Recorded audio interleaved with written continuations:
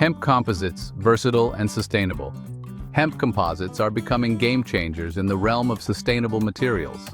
If you're looking for a resource that's both eco-friendly and versatile, hemp is worth your attention. Known for its rapid growth and minimal need for pesticides, hemp provides strong fibers that can be transformed into composites used for a variety of products, from car parts to building materials.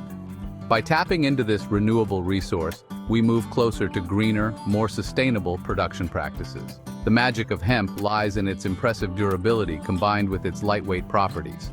This makes hemp composites ideal for industries aiming to replace traditional, often more harmful materials like plastics and fiberglass. Picture your future car interior made from hemp-based panels, tough, elegant, and made from a plant that grows back faster than most trees.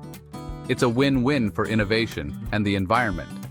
The production process for hemp composites also boasts a significantly lower carbon footprint compared to synthetic materials. Hemp captures carbon dioxide as it grows, making the resulting composite nearly carbon neutral.